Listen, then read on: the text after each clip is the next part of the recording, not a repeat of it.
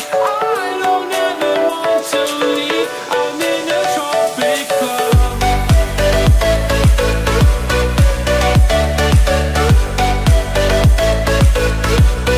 Salut tout le monde, j'espère que vous allez bien. Aujourd'hui on va se retrouver pour la review de SummerSlam 2005. Juste avant je tenais à m'excuser pour le retard. J'avais dit normalement la vidéo devait sortir fin de semaine dernière. Finalement on est jeudi, elle sort aujourd'hui. Donc désolé pour le retard. Ça arrive. Je peux juste vous promettre une chose, il y aura moins il y aura moins d'écart de temps entre cette vidéo là et la prochaine. Donc je vais déjà vous annoncer ma prochaine review, donc ce sera SummerSlam 2006. La vidéo sortira, je peux pas vous donner de date, mais voilà, le lapsus de temps sera beaucoup moins court, et encore une fois désolé. Donc je vais pas vous faire patienter plus longtemps, et je vais donc attaquer la review donc de SummerSlam 2005.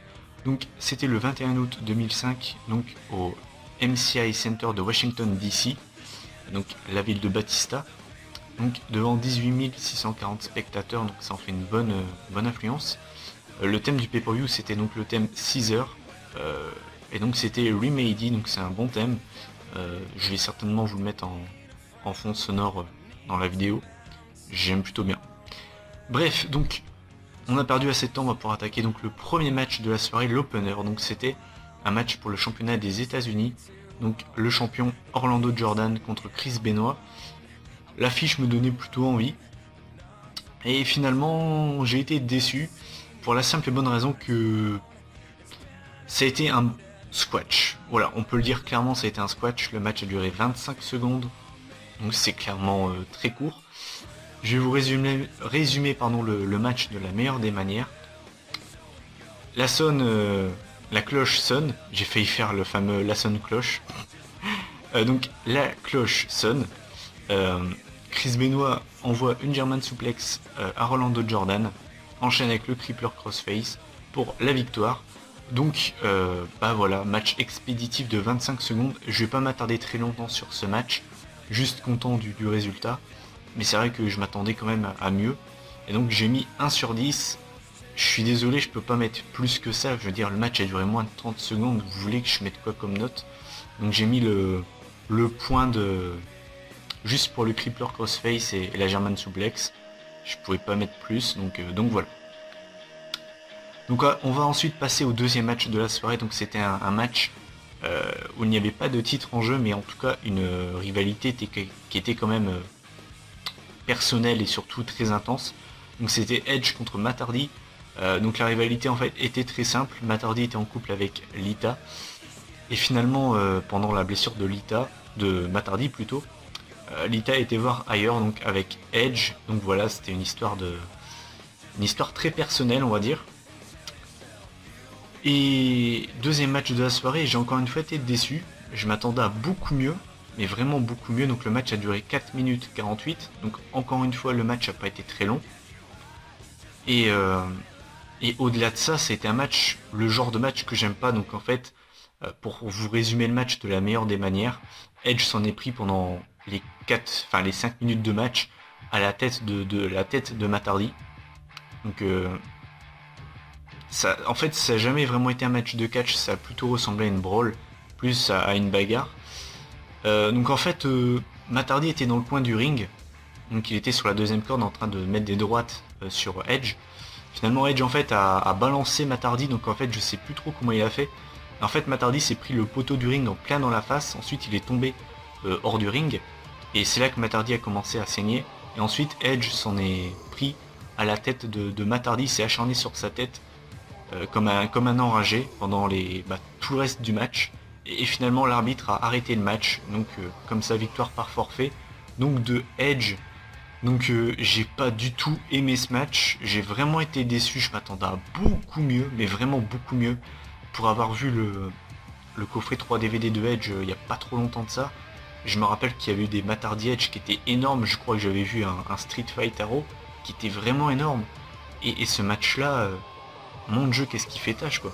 Je m'attendais vraiment à mieux, donc vraiment extrêmement déçu de ce match, et c'est vraiment la déception pour moi du pay-per-view. J'en attendais beaucoup mieux. Donc j'ai mis la note de 3 sur 10 parce que encore une fois je me voyais pas mettre la moyenne. Je veux dire, le match a duré moins de 5 minutes, on a vu très peu de catch. C'était un match assez chiant au final. Et j'ai eu la même réaction que tous les fans dans le public, c'est-à-dire que les mecs ont réagi en mode what, c'est déjà fini, c'est comme ça que ça se finit. Et j'ai réagi exactement pareil, j'attendais beaucoup mieux. Donc voilà, j'ai mis 3 sur 10 et encore une fois deuxième match, deuxième déception de la soirée. Ensuite on va enchaîner avec le troisième match de la soirée et celui-là, heureusement qu'il est là parce qu'il relève vraiment la note finale du show. C'était un match Rey Mysterio contre Eddie Guerrero, donc c'était un ladder match. Autant vous dire que sur le papier ça fait rêver. Donc il n'y avait pas de titre en jeu, il n'y avait pas de... Je dirais il n'y a pas de stipulation si. Mais disons qu'il y avait un enjeu quand même. Il n'y avait pas de titre, mais par contre il y avait la garde de Dominique qui était en jeu. Donc c'était encore une fois très personnel comme rivalité. Pour faire simple, Dominique est le fils de base de Eddie Guerrero. Donc c'est le vrai père de... Eddie Guerrero c'est son père. Sauf que il s'en est pas occupé pendant... Voilà quoi, il s'en est pas occupé. Donc Rey Mysterio a été son père adoptif. Et donc au bout d'un moment, Eddie Guerrero en fait a voulu tout simplement renouer des liens avec son fils. Et donc finalement, il y a eu une grosse rivalité entre Mysterio et Eddie. Et finalement donc ce match était pour avoir la garde de Dominique. Donc autant vous dire que ce match était quand même assez important. Donc il a duré 20 minutes 19, c'est le deuxième match le plus long de la soirée. Et pendant ces 20 minutes, je me suis tout simplement régalé et je vais pas m'attarder sur ce match, tout simplement parce que pour moi, il y a très peu de choses à dire. C'est un super match entre les deux. J'ai noté un seul botch. En fait, c'est Eddie Guerrero qui a voulu porter... Non, ouais, je sais plus qui l'a voulu porter. Je crois que c'est Eddie Guerrero. Ouais, je crois que c'est Eddie Guerrero qui a voulu faire en fait un sunset flip powerbomb en fait du haut de l'échelle. Sauf que... Voilà, Mysterio et bon, ils ont un tout petit peu raté la prise, mais voilà, il y a eu un seul botch. Je peux vous assurer que tout le reste du match c'est un pur bonheur. C'est le genre de ladder match que j'aimerais voir à tous les pay-per-view. Enfin, en tout cas, à chaque fois qu'il y a un ladder match, j'aimerais avoir un ladder match de ce niveau-là. Vraiment excellent match, très propre à part ce botch. Vraiment des très bonnes prises. J'ai vraiment adoré. À noter quand même qu'il y a eu quelques rebondissements pendant ce match. En fait, pendant un moment, Eddie Guerrero était à deux doigts de remporter le match.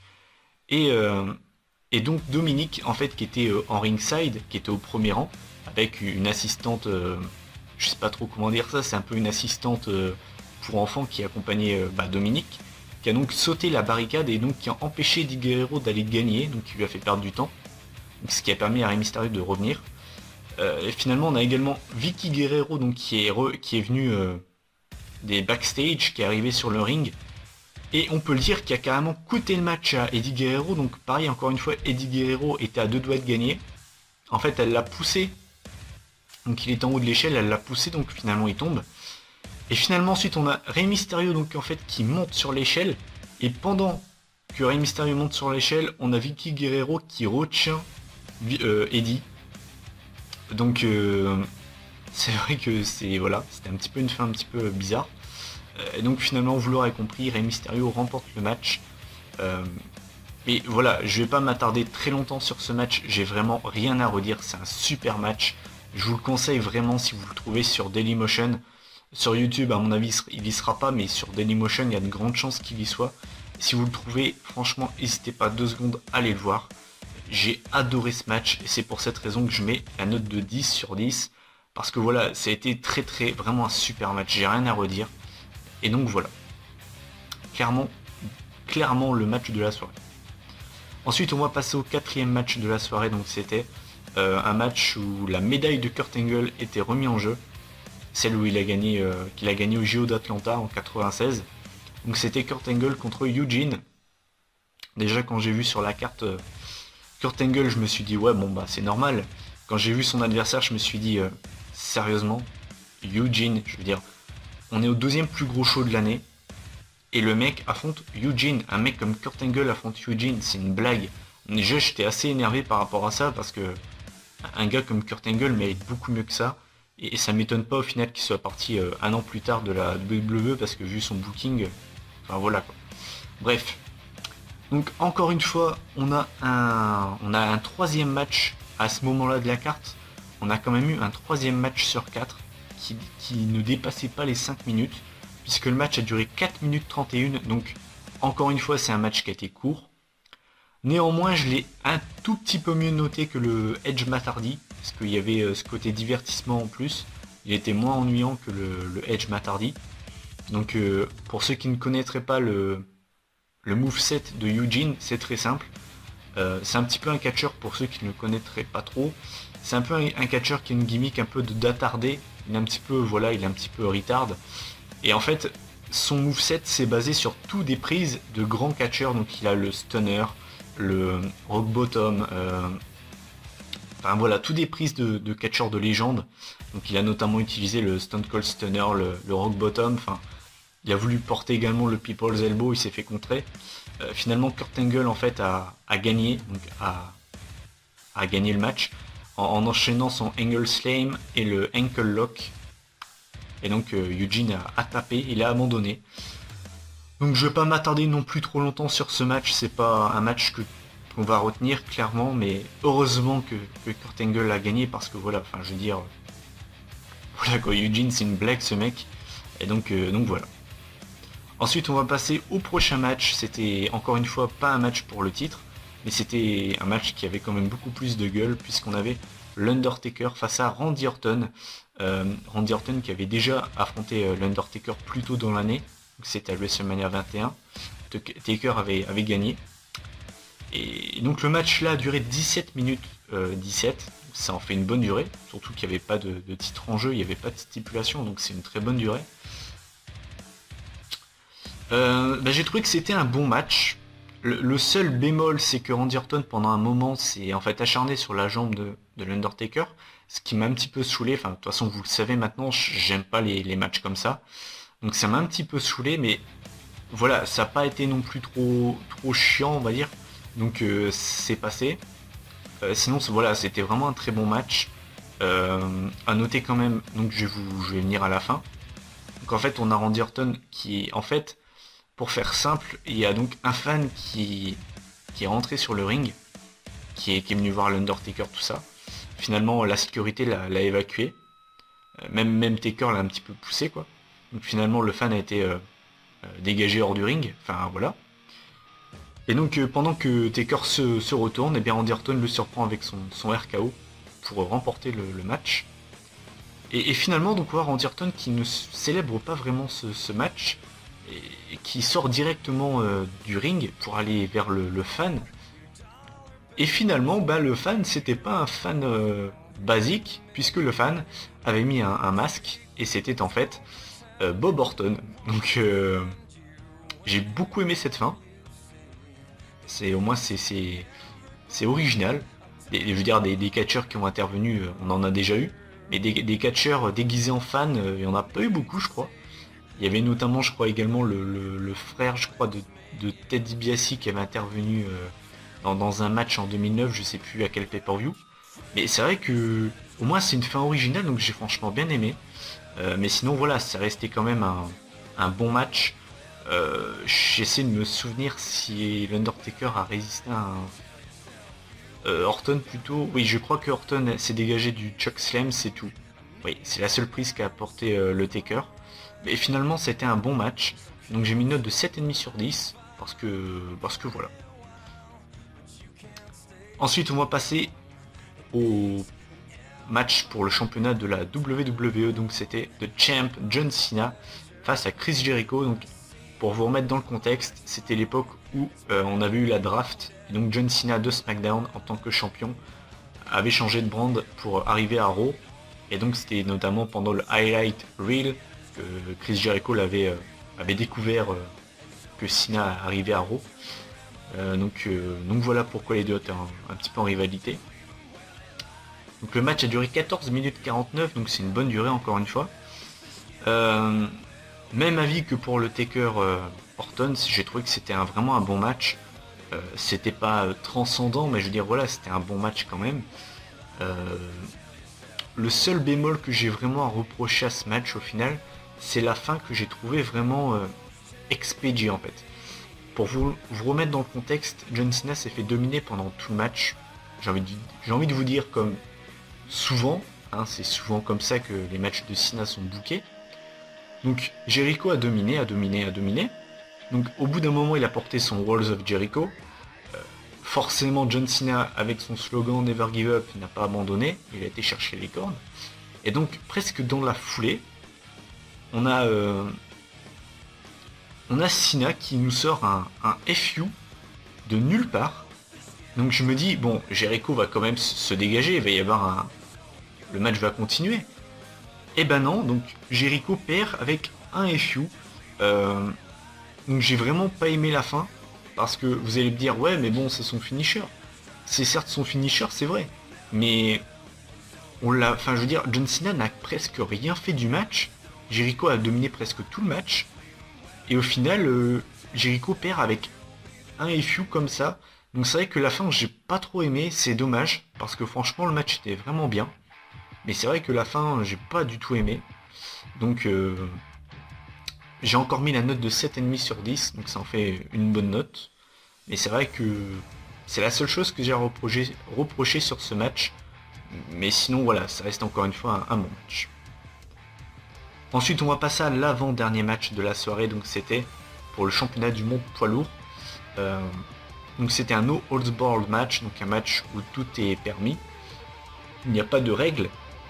Donc c'était le champion Batista face à JBL, donc forcément Batista, énorme ovation, il était dans sa ville, donc Washington DC, donc face à JBL. Le match a duré 9 minutes 6, donc premier bémol,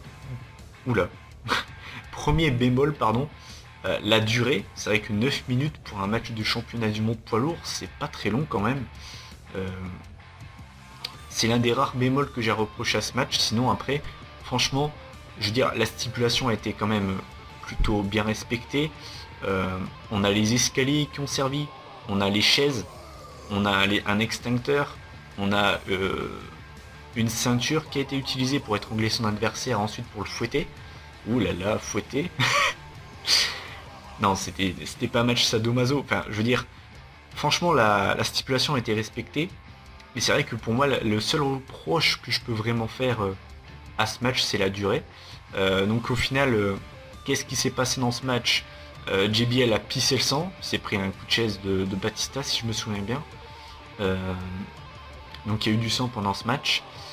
Finalement, Batista a porté un spear à travers la barricade sur JBL, donc c'était assez impressionnant.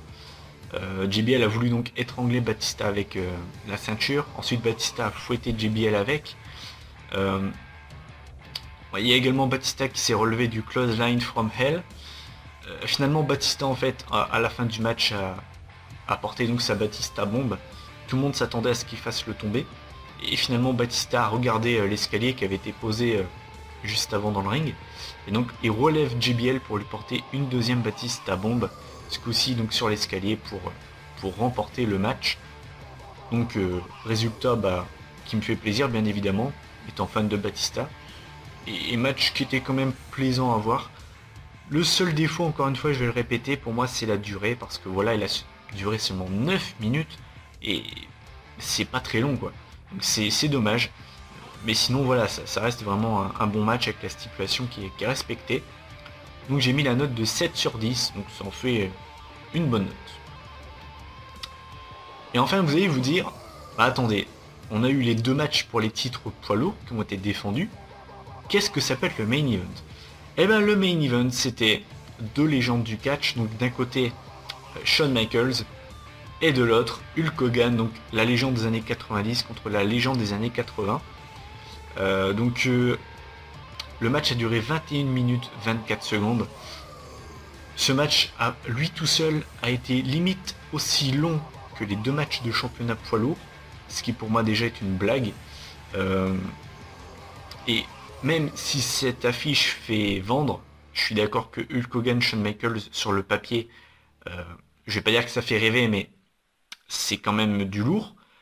Pour moi, il y aurait dû avoir soit le titre WWE ou bien le titre poids lourd en main event, parce que voilà. Bon après ça c'est mon point de vue bien sûr. Bref, donc je vais m'attarder sur ce match entre deux légendes. Donc bien évidemment, vous allez vous douter que j'ai été assez indulgent avec ce match, pas parce que Shawn Michaels est là, on sait très bien que Shawn Michaels est un excellent athlète et un très grand euh, entertainer. C'est plus avec Hulk Hogan donc qui techniquement in-ring c'est un petit peu proche du niveau 0, sans être méchant. C'est vrai que vous devez vous douter que Hulk Hogan a été dominé pendant une bonne partie du match. Hulk Hogan a d'ailleurs pissé le sang. Euh, J'ai trouvé franchement, je vais pas vous le cacher, connaissant on va dire le potentiel que ce match pouvait nous offrir, j'ai trouvé ce match correct par rapport à ce que ce match pouvait nous donner. Donc Shawn Michaels a dominé pendant une grosse partie du match. J'essaie de voir qu'est-ce que j'ai noté. Donc ouais, donc Hulk Hogan a bien saigné, donc on a eu des coups de chaise de Shawn Michaels, donc c'est ça qui l'a fait saigner. A noter également que 2 arbitres ont été mis KO, donc je vais essayer de me souvenir, vu que j'ai pas de mémoire. J'ai juste noté qu'il y avait 2 arbitres qui ont été mis KO. Le premier, je crois, oui, la première fois, c'est Shawn Michaels en fait qui était projeté dans les cordes et qui a porté ses coups d'avant-bras, qui en fait a, comment dire, a touché Hulk Hogan et l'arbitre, donc l'arbitre était complètement KO. Et la deuxième fois, je ne m'en rappelle absolument plus, je ne sais plus qu'est-ce qui s'est passé. Finalement, en fait, Shawn Michaels a porté les descentes du coude et bien évidemment son fameux switching music. Finalement, ça n'a pas suffi. Et donc ensuite, en se dégageant à 2, Hulk Hogan est rentré donc en transe dans son second souffle légendaire avant d'enchaîner. Donc avec, je me rappelle même plus de la fin carrément. J'ai pas l'air bête. Je crois que le match se finit sur sa leg drop. Ouais, je crois. Oui, voilà, oui. Victoire d'Hulk Hogan, donc voilà, victoire d'Hogan avec sa leg drop. Donc, enfin voilà, je veux dire, c'était assez prévisible. Je veux dire, Hulk Hogan, il catch une fois par an. Ils n'allaient pas le faire revenir pour le faire perdre. Donc, résultat assez prévisible quand même. À noter qu'Hulk Hogan, enfin Shawn Michaels a vraiment, au niveau du selling, a vraiment abusé. C'est-à-dire que si vous avez jamais vu le match, je vous conseille d'aller voir juste pour le selling de Shawn Michaels quand il vend les prises que lui porte Hulk Hogan. Il y a des fois c'est limite cartoonesque, c'est n'importe quoi.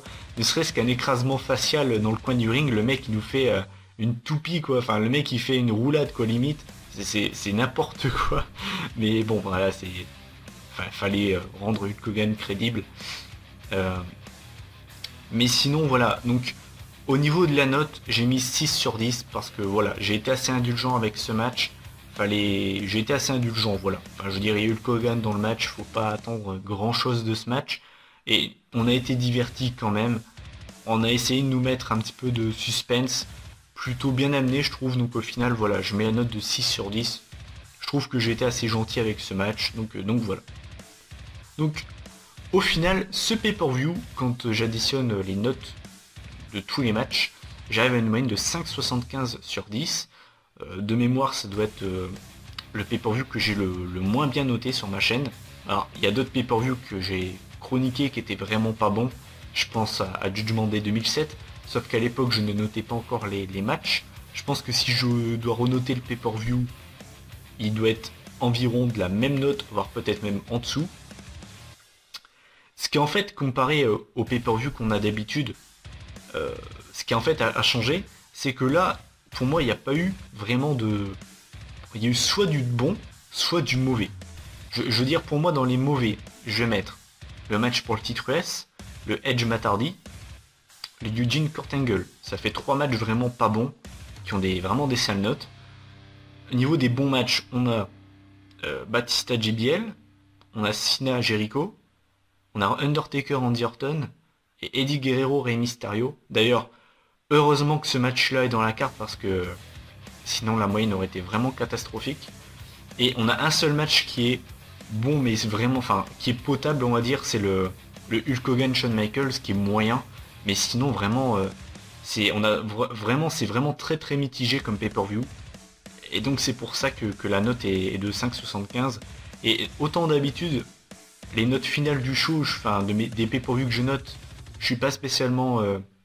pour moi ça reflète pas spécialement ce que j'en pense. Là pour moi la note de ce pay-per-view reflète vraiment ce que je pense de ce pay-per-view. C'est-à-dire un pay-per-view avec vraiment ses qualités et vraiment ses défauts. Et à noter donc pour moi le match de la soirée, donc c'est Eddie Guerrero Rey Mysterio qui est vraiment à voir pour ceux qui l'ont jamais vu. Et la déception de ce pay-per-view, c'est le Edge Matt Hardy. J'en attendais vraiment beaucoup plus et donc j'ai vraiment été déçu de ce match. Donc voilà, c'est fini donc pour cette review de SummerSlam 2005. Je tenais encore à m'excuser pour le retard. Ma prochaine review donc ce sera SummerSlam 2006. En attendant, je vous invite comme d'habitude à donner votre avis en commentaire si vous avez déjà vu ce pay-per-view. N'hésitez pas à donner votre avis. Quel est le match que, à l'époque, enfin ça dépend à quel moment vous avez vu ce show, quel est le match que vous avez préféré, quel est le match qui vous a vraiment déçu. Est-ce que selon vous Hulk Hogan, Shawn Michaels, ça méritait d'être dans le main event? Moi je vous dis à la prochaine vidéo sortira milieu de semaine prochaine. Je vous garantis rien, mais j'essaierai vraiment de la sortir pareil mercredi ou jeudi. Donc ce sera la review de SummerSlam 2006. En attendant, moi je vous souhaite une bonne journée, une bonne soirée, bref, prenez soin de vous. Moi je vous dis à la prochaine, salut.